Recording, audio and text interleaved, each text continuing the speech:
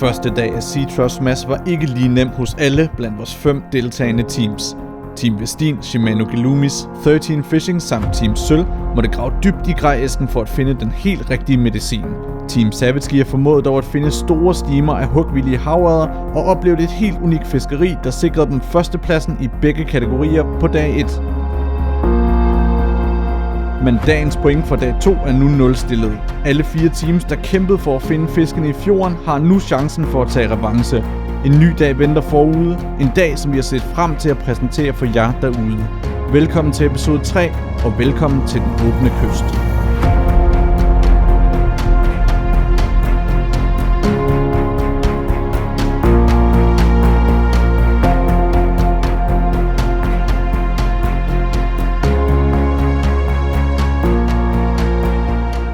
Velkommen til.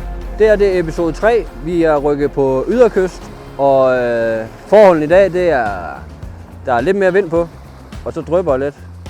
Vinden skulle skifte, og vi har sådan et rimelig godt stykke her, vi kan fiske på. Så det er i hvert fald noget helt andet vand, end de sidste par gange, vi har været ude. ja, Noget dybere vand ind langs med kysten. Flere badekar. så vi skulle prøve nogle lidt større banditter i dag, og se om det kan overliste en havørred eller 2. Godt. I dag der er det kystdag. Åben kyst. Og det bliver nok en frisk en af slagsen, fordi de har lavet noget rigtig stærk vind. Og vi prøver selvfølgelig at kompensere lidt i forhold til, hvilke pladser vi vælger. Men der er ingen tvivl om, vi kommer ud og mærker den vind. Så tager vi det som det kommer, og så må vi søge lidt rundt, hvis det går helt galt, ikke?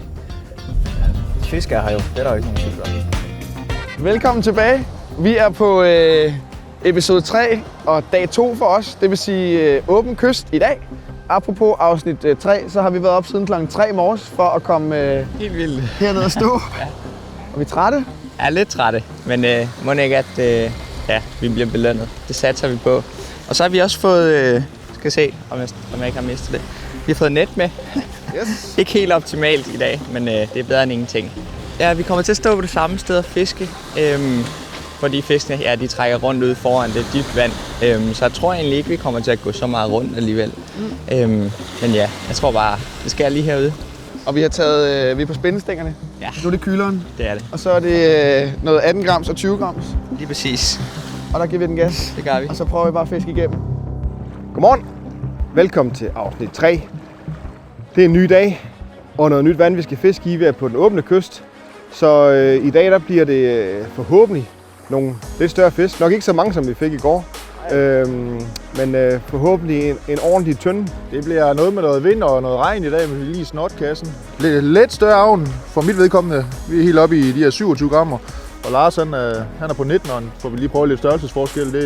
Det svinger meget, hvad de lige vil have. Så der skal bare maskinfiskes. Og man kan sige, at selvom vi havde en rigtig god dag i går, så skal der ikke så meget til for at rykke rundt i placeringen der. Vi er kun foran med et par point, så vi skal holde på. Det skal vi. Så vi kan lukke festen i dag. Vi er Vestin. I dag er det åben kyst, og her er det her, vi har vores force. Det er jo her, vi normalt vi fisker vores hjemmevand. I går var det fjorddrengene, der fik en god stilling og et godt forspring. Men i dag der prøver vi simpelthen, om vi ikke kan få nogle store fisk, som udligner scoren lidt. Herude, der har vi nogle helt andre muligheder for at fange nogle fisk med noget størrelse på. Så det bliver en helt anden type fiskeri, og meget det med, at vi er på hjemmebane i. Og vi har jo pålandsvind og fine forhold herude, så det ser skide godt ud. Krumset vand og fine forhold, og det bliver simpelthen bare ren kanon. Ja, så må ikke det kan lade sig gøre. Ja. Det satser vi på i hvert fald. Vi har udset os en masse pladser, vi skal prøve, og det bliver simpelthen bare en fantastisk dag. Jamen, så skal vi ikke komme ud og fange den? Jo, lad os gøre det. Fange en stor en. Ja, lad os komme det lugter jo langt væk, det her. Er noget rigtigt. Som I nok kan høre, er alle 5 teams super veloplagte til denne dag langs den åbne kyst, og forventningerne kan vist heller ikke blive meget større. Men som Lars Kynav fra Team Savage Gear fortalte, så er deres føring minimalt, da Team Sølv kun ligger bagud med 2 point op til en del førsteplads. Savage Gear-drengene må derfor være ekstra skarpe for morgenstunden, hvis de ikke vil miste deres føring til Team Sølv, der denne dag er på hjemmebane langs den sjællandske yderkyst. Men for lidt søvn og en anelse dårlige nerver sætter sit tydelige præg hos Lasse og Lars allerede helt fra starten. Hvad for et øje er det? Det er den nederste.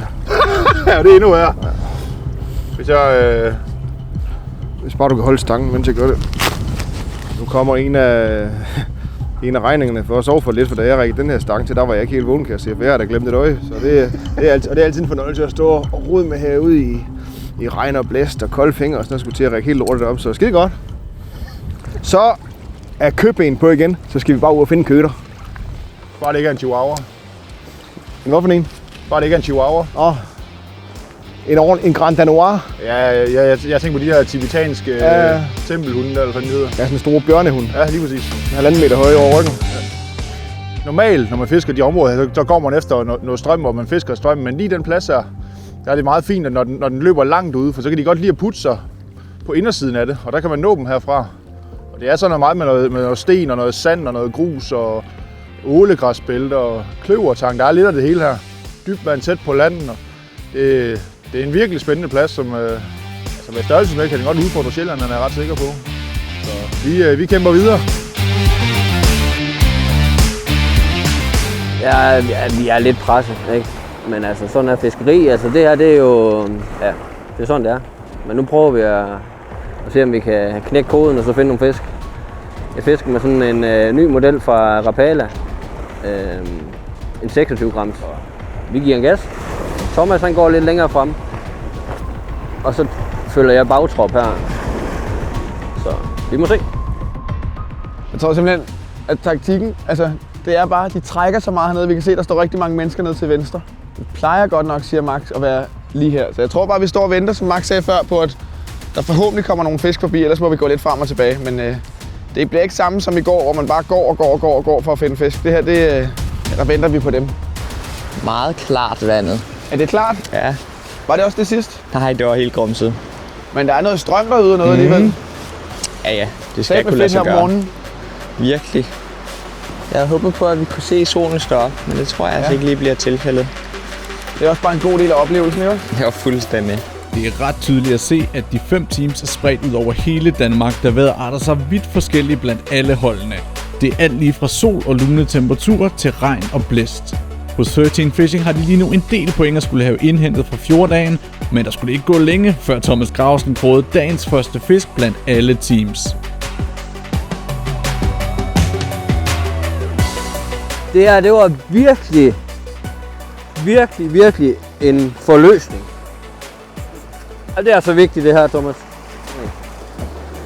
Det er op til 45. 45. Yes. Det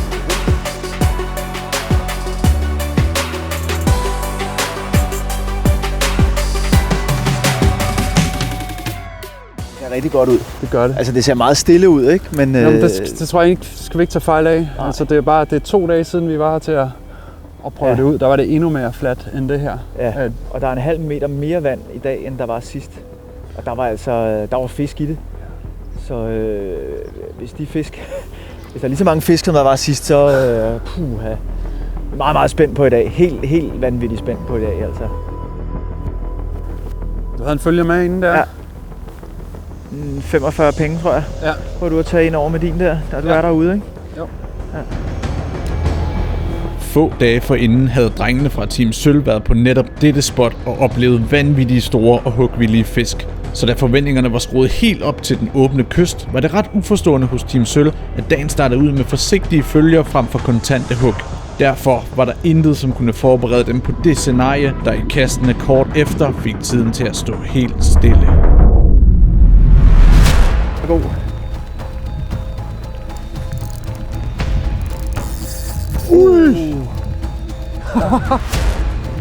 Stærk, Jonas! Rolig. Nej! Hvad skete der der? Det var f***ing forfanget, mand.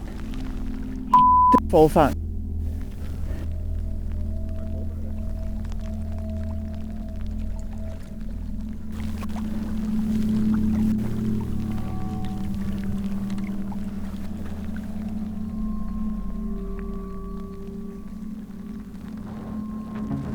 Smerten er tæt på ubeskrivelig. At miste sit livs havørred, der i et voldsomt spring bekræftede dens gigantiske størrelse, er i denne turnering med et helt nyt brand tæt på ubærligt. Jeg er sikker på, at alle, der følger med bag skærmen, kan føle smerten, da enhver lystfisker kan sætte sig ind i, hvilken nedtur I gennemgår i dette øjeblik. Dette var en havørred langt ud over det sædvanlige, der dog bekræfter, at Team Sølv muligvis har fat i det helt rigtige denne dag. Vinden begynder dog at tage fat i lille Danmark, og Team Vestin kæmper en hård kamp om at holde hovedet højt og samtidig håndtere de store bølger. Ja, vi skal lige lidt længere ud, ikke? Det her det er sådan det eneste badekar, der kunne vi sikkert også sagt. Jeg kan se det derude. Ja, præcis. Hvis du kigger derover. Tit når man går her i grumset vand, så mobilen og maps, det er et godt redskab.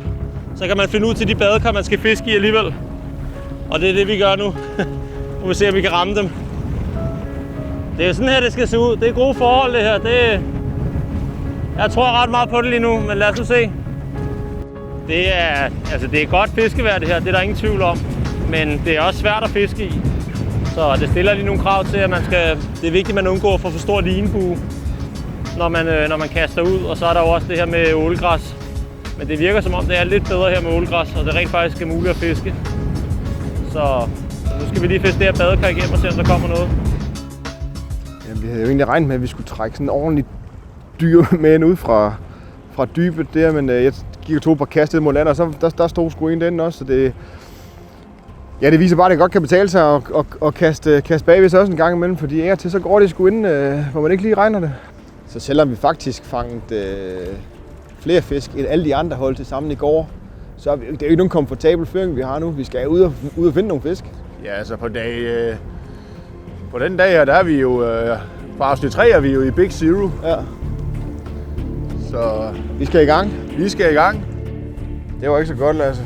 Det var ikke det, jeg lige havde regnet med. Nej.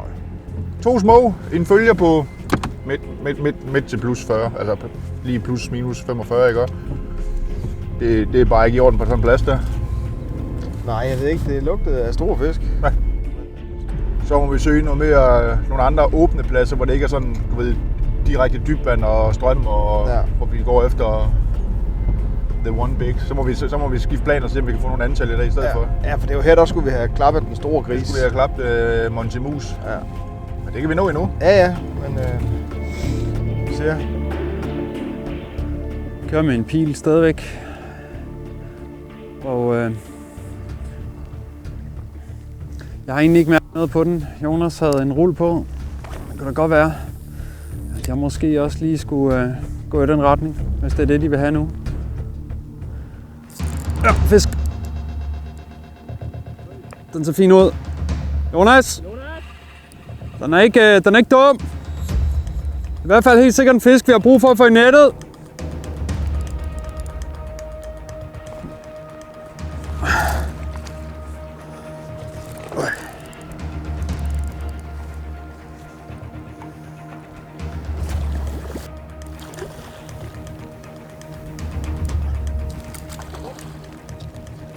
Jeg har net. Hvor er du henne? Her. Ja, tak! Sådan. Hej, ja. Nej, var det vigtigt med en lille trøstepræmie oven på den der. Du smed der. Satan. Tak for hurtig assistance. Den er også flot, mand. Den er flot, men det var også slet i den kaliber, du smed der. Hold kæft, en fisk. Nu skal vi selvfølgelig ikke stå og ærge os over, at vi har fået den her, men... Men godt at se, at pilen der slår til igen, ikke? For fanden. Jeg var faktisk lige ved... Jeg ved, skal jeg gå ind og tage en rulle på? Ja. Men jeg fortsætter lige lidt med pil. Ej. Er vi på... Vi rammer i hvert fald 51. 52. Er vi på 52? 52. 52. Smukt. Sæt med i orden.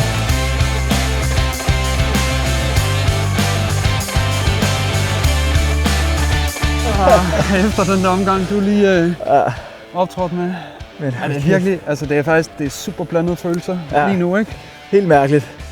Super god fisk, den du får her nu, ikke? Men hold kæft. Men det bliver næsten bare kuldeplaster for så oven på den der sviske, som... Prøv at se sølvskælden, der lige daler lidt der. Ja.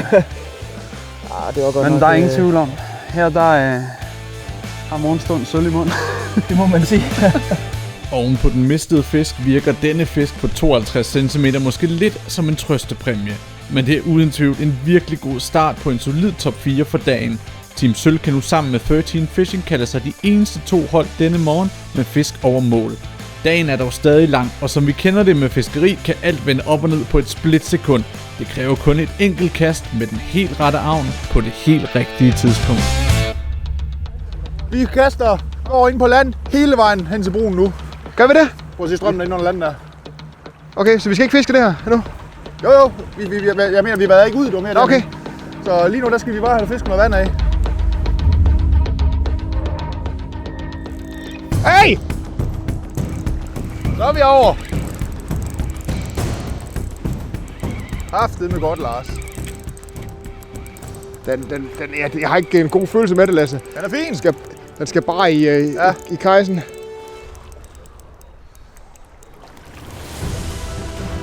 Sådan. Sådan, Lars, mand. Sagde jo, de går herude, mand. Hold kæft, med små fisk. Hvad siger du? Ej. Skide godt, Lars. Fucking godt, Lars. Den skal vi jo have målt ud med. Ja, det skal vi i hvert fald 200%, for den er 50, den der. Den siger 57,5. 57, så. 57,5. Ja, så runder vi ned til 57. Kæft, hvor er det godt, Lars, mand. 57.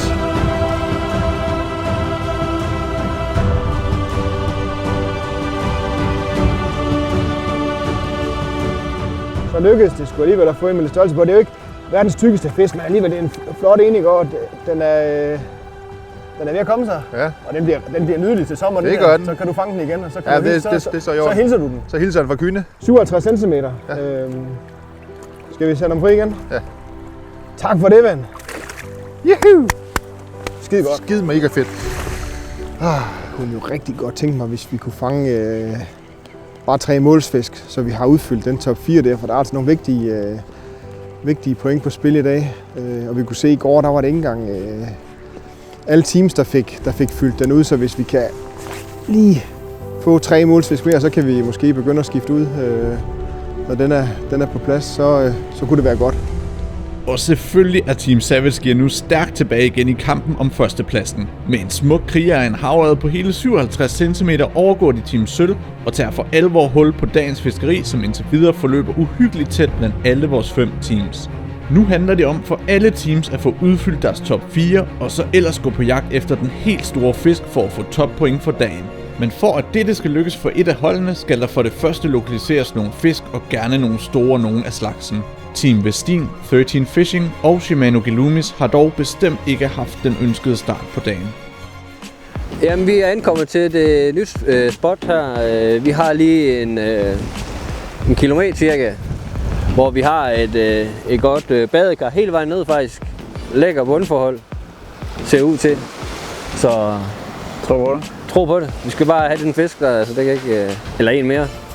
Nu har Thomas fået den på 45, og vi skal bare have 2 mere, 3 mere, eller en stor. Så det er planen. Nu prøver et af de sidste nye skud sammen i forhold til kyststavn. Sådan en 26 grams kallan fra Rappelag. Den har en lidt speciel gang i vandet, men jeg er sikker på, at den nok skal kunne tiltrække en øre eller 2. Nej Flemming, jeg tror sgu, at hvis der går nogle store nogen derude, så er det jo sådan noget som det her. Ja, så er den der, vi skal have det. Det er også bare sådan en kastekanon. Det er det. Den kommer virkelig derud af. Nu kan jeg i hvert fald nå ud over tankbælten. Ja. Så er vi ude i dagens 3. pladsskifte. De 2 første pladser, de fungerede sgu ikke lige, som vi gerne ville have dem. Der var egentlig gode forhold, men der var sgu bare for meget ålgræs, så vi kunne ikke fiske af effektivt nok. Nu er vi kommet herned til en anden plads, hvor så man kan se, der er lidt mere stille vejr, fralandsvind, og vi kan faktisk se, at Team Shimanos bil holder op på P-pladsen, så vi ved, de også lurer et eller andet sted her i området, så må vi se. Jeg står her og skifter til 3-krog, og det gør jeg, fordi sidste plads vi var på, der var vi nødt til at skifte over til 1-krog. Men den her plads, der er ikke noget ålgræs, og der er gode forhold til at fiske med 3-krog. Så derfor så skifter jeg til 3-krog. Simpelthen, hvis vi får en fisk, så er det altså, så kroger det altså bare bedre. Sikken et tilfælde, at Team Vestin har opsøgt den nøjagtig samme plads som Shimano Gelumis. Når 2 team mødes på samme plads, må der virkelig være noget om snakken. Og på netop denne plads rygtes der, at der på det sidste har gået rigtig store fisk helt tæt under land. Begge hold har dog kæmpet hele morgenstunden uden held, og derfor vælger Andreas Peter Rasmussen at skifte taktik ved at bytte spindestangen ud med fluestangen. Og vi er ret sikre på, at dette valg endte med at blive et valg, som han vil se tilbage på som et af de vigtigste igennem hele turneringen.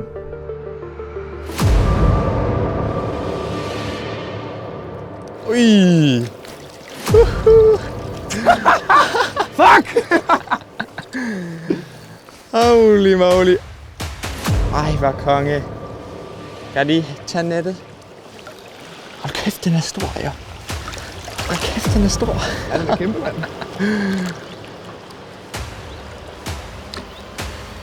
Jeg ryster helt. Ja, det kan jeg godt forstå. Det gør jeg også. Hold da op. Øj. Er du sindssyg en fisk? Det er bare til. Og det er sygt. Nej, ja. Ej, det sidder. Fuck, den er vild, den der. Jeg skal længere ind. Jeg tør næsten ikke. Det kan vi godt.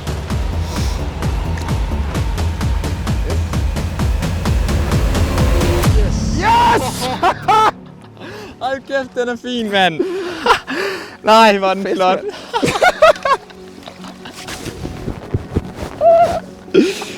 Fuck, hvor er den stor! Nej. Ja, tak, mand. Ej, hvor er det konge. Hold da op, den er stor. Ej, den gik også amok, hva'? Nej, hvor er den stor, Max. Prøv at se. En kæmpe fucking blankfisk. Hold kæft, hvor er det godt. Den er 69. 69, ja. I agree. Yes. Lad os se en fisk, mand. Bare flot og blank.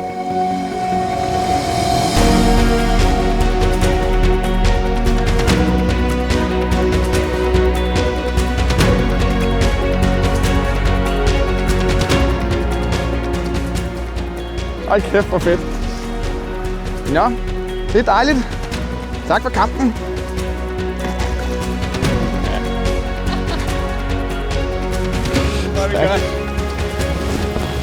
Et kæmpestort tillykke til Shimano Gelumis og ikke mindst til Andreas Peter Rasmussen. Hele 69 cm blank overspringer er mere end godkendt og fuldt ud fortjent.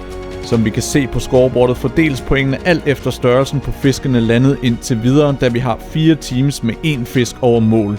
Med hele 69 cm står Team Shimano Gelumis til at trække det længste strå og hive hele 10 point med hjem fra denne dag. Men på trods af den gigantiske blankfisk er intet sikkert endnu, da fiskeriet nu for alvor er begyndt at tage fart blandt vores 5 teams. Jeg havde faktisk lige været inde og skifte, fordi vi var lidt i tvivl om det badekar her, om det var noget, vi havde lyst til at blive ved med at gå i. Fordi der var så stille herinde, og vi er bange for, at det hele blæser for meget til, når vi kommer ud. Og så var jeg lige inde og skifte til sådan en rull, en Tobias imitation, ikke? Og så i 5. kast efter eller sådan noget, så kroger jeg bare et ordentligt krabat af en fisk. Og så tror jeg, at den gik rundt om en sten derude og knækkede forfanget. Så den skal jeg lige have ud af kroppen. Det kommer til at tage, det ved jeg ikke, 3-4 uger måske. Forhåbentlig. Den er okay igen. Så kan der ske noget på den næste punkt. Ja.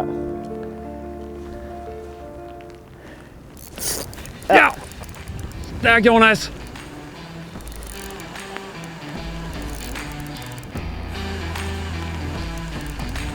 Gør du på? Vi skal på lige lidt baglæns her, Jonas. Ja. Lige have styr på fisken.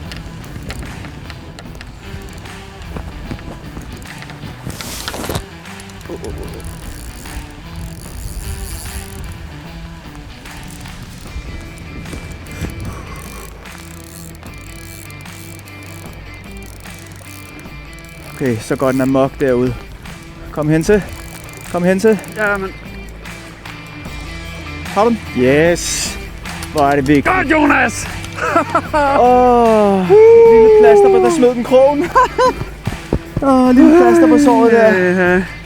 Det er helt som mine hænder, de ryster. Det var lige... for fanden. Ej, nu kører det altså. Jeg kan næsten ikke tåle det her nu. Det var pilen igen? Ja, fuldstændig. Den fisker bare vanvittigt. Er det hovedet derude? Nej, har du den skal på længere ud. spidsen? Du skal længere ud med målbåndet. Du styrer spidsen.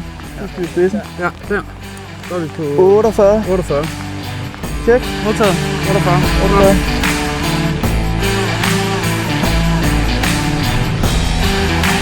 Hvor kæft, den får løs. Ja, det kan jeg dame godt forstå. Det er lidt en trøstepræmiefølelse, ikke? Men altså... Stadigvæk, Jonas. Stadigvæk. Vi har fundet det sted, Og det leverer fra morgenstunden. Ja, der var den der. Stærkt, Lasse. Det.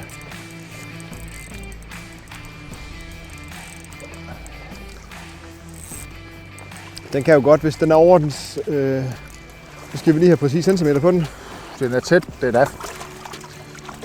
Jo, den er 40, Lars, det er den. Hvad er den, der afgør det? Jeg ved det, jeg er i tvivl. Jeg kan sgu ikke rigtig... Hvad gør vi her? Den er lige præcis... Ræk ud her. Den er lige præcis 40. 40,2 faktisk, men det er også det er fint nok. Lidt tynd i det, men du kan se, at den er ved at prutte noget børstormsrest ud af nummeren her, så der er mad til dem herude. Så, og havlus har den også på sig, så det kunne godt tyde på, at der kommer lidt træk på nogle friske fisk ind. Jeg er klar. Okay, men den er i hvert fald over målet. Ja. Det kan godt være, jeg fik... Ja, det... Kommer der. Kommer der. Jo. Haps. Den er også slut 40, da. Hold nu kæft, mand. Den har spillet på nu, han ikke? Det kan vi da håbe. Jo. Var det godt. Vi skal jo have en målplads. Ja, vi skal så. Skal vi se, hvor lang den er. Og helt frem til derude til hælspidsen. Den er lige godt 48, så vi runder ned til 48. Prøv at se, det er jo sådan her en fisk, den skal se ud altså. Prøv at se fasongen på den. Det er nok enten de der nedfaldere. Men den har alligevel lidt splittet fin her, og måske har den endda været fanget før. Prøv at se, den har en defekt her. Det er altså ikke mig, der har lavet den. Tak for den gang. Nu bliver jeg uvenner med svigermor, for hun vil gerne have spist den her, men det bliver en anden fisk. Det var den tredje over 40, så nu mangler vi en for lige at lukke den top 4 der, så kan vi prøve måske at gå efter en, der er lidt større. Så god formiddag!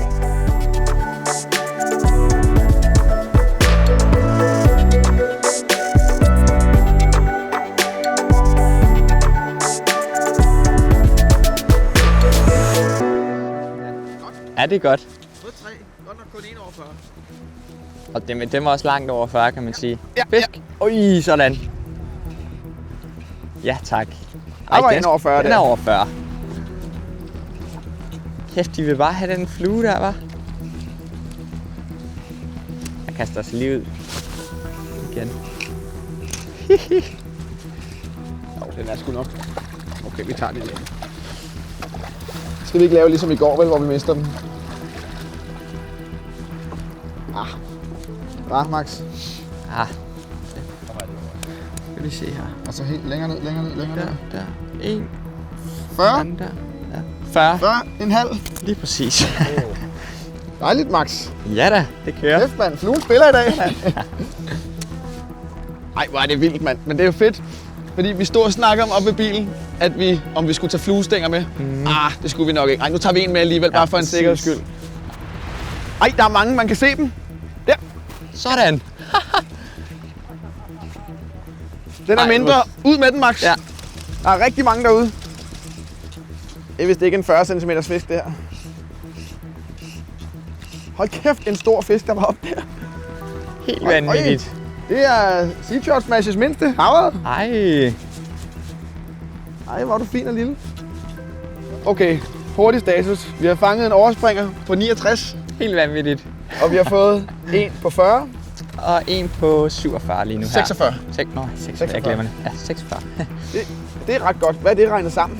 Hvad fandt vi ud af før? 109 plus 46, det er 155 eller sådan noget. Hvordan kan du få det til det? Det er 156. 155. Nå, hvordan kan du få det til 155? 109 plus 46, det er 155. Er det det? Ja. Det er det sgu da også. Ja. Men der er en grund til, at jeg fisker, Max, og ikke går i skole og tager store uddannelser. Og det er simpelthen, fordi jeg ikke kan finde ud af matematik. Så har vi 2. Når trætheden melder sig, kan det være svært at holde overblik. Men til fordel for alle teams har vi nu lagt pointene sammen for dagen indtil videre, så de blot kan fokusere på at fiske. Team Savage satte inden for få minutter tempoet gevaldigt op og fik landet 2 ekstra fisk over mål i selskab med Team Shimano. Begge hold har derfor det samme antal fisk over mål, men på grund af den blanke overspringer hos Andreas og Max beholder de 2 gutter føringen indtil videre. Sikken et drama, der er i gang med at udfolde sig langs den åbne kyst. Som det ses på pointtavlen, er presset nu lagt over på Team Vestin, som stadig kæmper med at få fanget den første fisk for dagen. Altså vi har vel 2 muligheder. Den ene mulighed, det er, at vi kører mod klinten og prøver at finde de der killerforhold. Der er altså den risiko, at vi ender ind i et ålegræshelvede igen.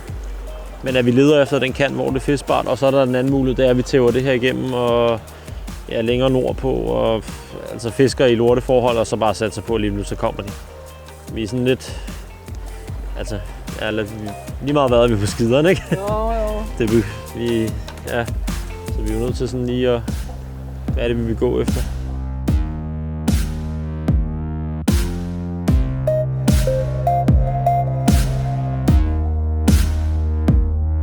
Så er vi på dagens 4. pladsskift, og for at være helt ærlig, så har der sgu været lidt krise her på Team Vestin.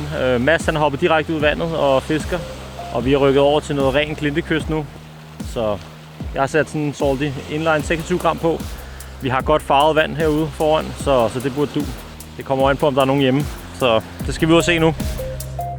Stangen jeg går med i dag, det er en Vestin V6-stang.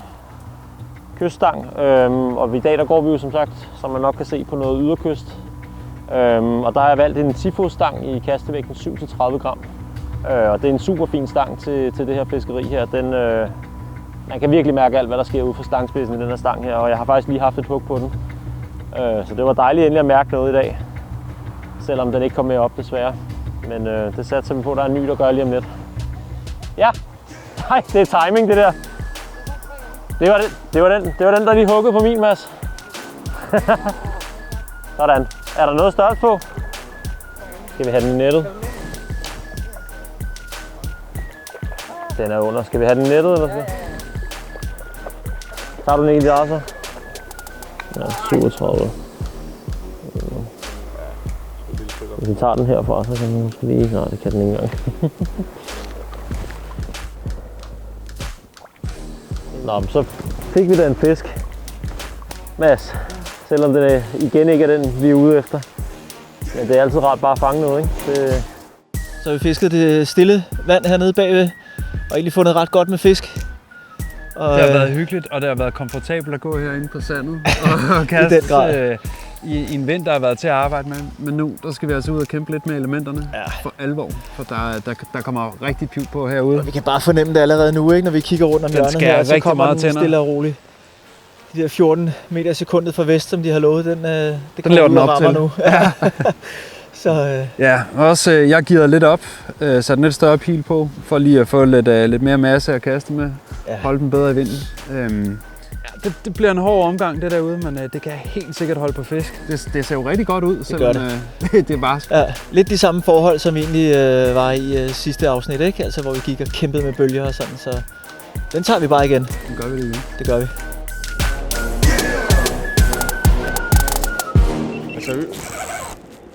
Den kan det jo, den her! Hvor er det godt. Ja. Godt. Jamen, jeg bliver snydt hver gang. Nu er det sikkert heller ikke andet end fisk på 45 den her, men den... Nej! Den skal lige hoppe i kassen. Den er over 40 i hvert fald. Ja. Den er tyk også. Det er for sindssygt, mand. Jeg håber så meget, at du får en 3 kilo udefra, så du virkelig kan. Jamen, så tror jeg bare, det er et bundbid, altså. Ja. Den har bare taget den alle 3 kroge ind. Se om den er 40 eller 41, eller hvad den er.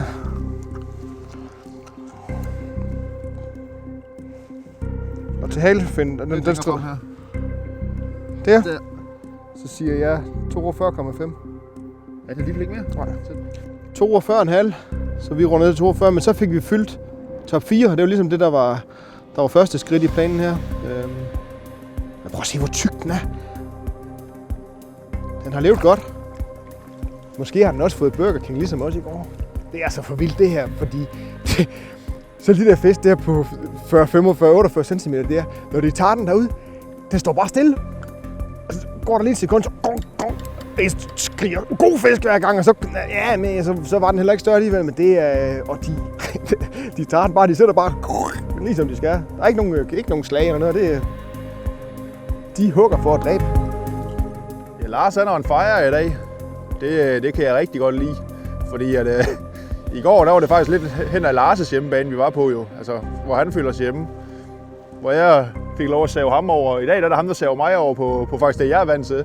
Så det har jeg det helt perfekt med. Jeg synes, det er fedt. Og Feste, de tager også på lidt anderledes måde, end Lars han er vant til her. Så, men top 4'erne er fyldt ud. Det var mål for i dag. Så nu skal vi bare bygge på.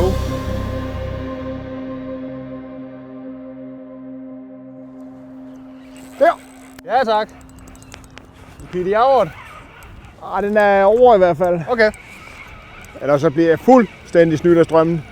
Men det var jo, den går med strømmen, så... Den er lige 40. Jo, den er 41 eller sådan noget.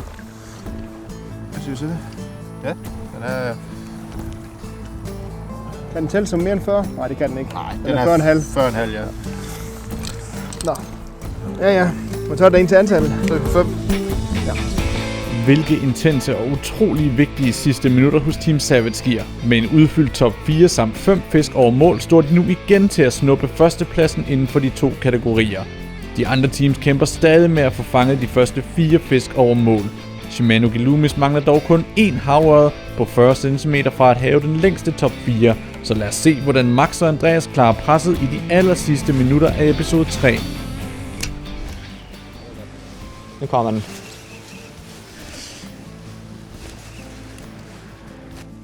Ja, fisk. Ja, stor fisk. Holy shit. Ej, den er god, den her. Ej. Ej, for helvede. Hvor var den tung. Det var helt rigtigt sted, du lige ramte, lige der hvor den var op. Jeg nåede næsten ikke at skyde den ind, så sagde det bare... Fuck. Nå, der er flere. Ej, hvor var den tung, mand. Fuck, hvor er det ærgerligt. Evigt ejes, det tabte. Var det ikke det, du sagde i går? Hvad for noget? Evigt ejes, det tabte. Evigt ejes, kun det tabte, ja. Kun det tabte. Ej, hvor er det ærgerligt. Du ramte den lige oven i hovedet, ja. Der var før. Så kom den bare hen. Nu er det jo ikke første gang i denne sæson, at de 2 gutter formår at miste en rigtig pæn fisk. Og det er nemt at se ærgelsen efter en fisk, der uden tvivl kunne have vendt op og ned på den samlede top 4. Fisken her var i en helt grov kaliber, der desværre ikke kom med ind. Men efter den mistede fisk, kom der en trøstepræmie, der alligevel er uhyggeligt vigtig for Team Shimano Gelumis. Den er faktisk ret tykkert. Kør ned på bunden. Stærkt, Max. Ja, tak. Jeg finder lige en målbånd. Ja, 2 sekunder. Det kan jeg også. Kom der en på 43. Sådan en lille... Ja, den sprang fri af vandet et par gange her. Ja, det fejler godt. Ja. Så stopper det med at regne, hva'? Ja. Lækkert. Ej, den er fin. De er flotte og blanke. Hvad var det? Kom med. Stærkt, tillykke. Ja, tak. Nice. Lige på falderebet sikrede Team Shimano Gelumis den sidste fisk over mål for 3. episode. Og med den fisk i kassen er alle hold nu ved at finde papirerne frem og gøre nu klar til turneringens sidste middagsrapport samt afslutningen af denne episode af Sea Trustmaster sæson 2. Og med det er det altså sidste gang, at teamsene vil høre fra hinanden, og efter dette må de fiske i blinde uden at vide hinandens status. Team Vestin her. Vi har desværre haft en 0-0-0-dag i forhold til noget over 40. Så 13 fishing. Top 4, 45, antal 1 og størst på 45. Så har vi Team Sølv her. Vi melder ind med 2 fisk. En enkelt på 47 og den største på 53. Så vi er på 100. Så er det vist Savage gear, og vi har 5 fisk over. Den største på 57 og samlet længde på 187. Så er det Team Shimano. Vi har sammenlagt 198 point med 4 fisk over 40 på henholdsvis 69, 46, 43, 40. Og fiske, mand. Det er fandme fedt. Hold kæft, det er fedt. Vi er så glade. Det er satme godt fisket. Knæk og bræk med jer derude. Lige måde. Knæk og bræk. Hej. Nå. Har de fået en på 69? Ja, de har. Kæft, det er flot, mand. Men det ser jo ikke helt skidt ud Så for os. det er ikke ret mange store, de har fået. Nej. De har fået en god. Vi er foran på antal. Ja. Og i hvert fald på den foreløbige andenplads på top. Så det er 9 point, vi sådan lige i. Hold op. Ja, det var fint. 69 cm, sagde de ikke det, for Shimano? Ja, det tror jeg. Ja, den var god. Ja, det havde ikke været. Det var godt. Det misunder man selvfølgelig lidt. Ja, det gør man. Men det var flot. Det var godt. Specielt når vi har gået her og fanget ingenting overhovedet. Nå, så blev jeg alligevel vinder i dag, hva'? Ja, frokost i hvert fald, ikke også? Jo. Ja. Der var meget, der kan nå at ændre sig, kunne vi se i går. Ja, det er det. Til næste episode. Der, vi sidder jo lige og får en lille vi snack. næsten lige skåle. Fordi vi godt vidste, at vi havde fanget en stor fisk også. Og så havde vi jo håbet på, at det var den største. Men jeg vil så også sige, Max, at lige meget hvad, om vi ikke vinder i dag, eller noget som helst til Sea Trout Smash, så har vi fanget den fisk. Den betyder satme meget. Det er godt nok fedt. Vil du have en McNuggets egentlig? Ja, det vil jeg faktisk gerne. Tak. Vi fik en fisk på 45, og det var ikke lige det, vi er ved at regne med noget mere. Ja. Jeg tror bare, vi hopper i bilerne, og så finder et nyt sted at fiske. Ja. Hvad er din plan? Det bliver bedre næste gang. Det gør det. er godt. Har Vestin virkelig ikke fanget noget? Nej. Det var satans. Og 13 har fået en enkelt på 45. Få lukket den der. Det, Ja. Nå, jamen... Sådan, Lars. Så er vi stadig i gamet jo. Det må vi sige. Vi må bare op på hesten igen. Og Altså, vi har jo i morgen, og jeg tænker, at taktikken, Ja. ved vi nu, hvad vi skal. Så, og vi har også en hel dag foran os nu, ikke? Ja. Så nu skal vi bare ud og prøve at tæve igennem, og så se, om vi kan have lidt mere held med det.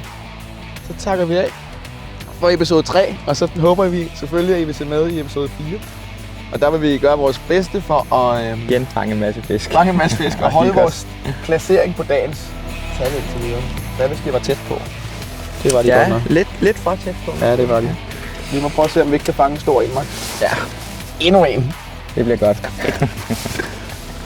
Så, nå, vi siger tak for i dag. Jo. Tak fordi I gad så med på afsnit 3 her.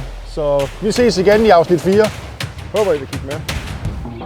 Og med de ord er det blevet tid til at runde 3. episode af, så lad os derfor tage et kig på, hvordan alle point indtil videre har fordelt sig blandt vores 5 teams. Vestin gennemlevede et sandt mareridt i denne episode og mærkede ingen fisk over mål, hvilket lægger et stort pres på gutterne i næste episode. 13 Fishing havde en forrygende start med den første fisk landet på den åbne kyst, men ud af det blå døde fiskeriet, og der skal nu kæmpes ekstra hårdt i 4. afsnit. Shimano Gelumis og Team Savage Gear er godt på vej til at kunne tilføje 9 ekstra point til deres samlede score, da de henholdsvis har en første og anden plads i begge kategorier. Dette giver en samlet score på 19 point til Savage Gear, 13 til Shimano Gelumis, og på anden pladsen ligger Team Sølv, der stadig har en god mulighed for at indhente føringen. Der er nok at se frem til i næste uge, hvor åben kystdagen for alvor bliver afgjort, og alle point fra dag 2 fordeles blandt 5 teams. Vi hos Just Fishing ønsker jer alle knæk og bræk i mellemtiden. Husk at abonnere her på kanalen for at se de kommende episoder, og husk så, at du kan finde alt grejet brugt i videoen på vores webshop justfishing.dk. Vi ses i næste uge til episode 4.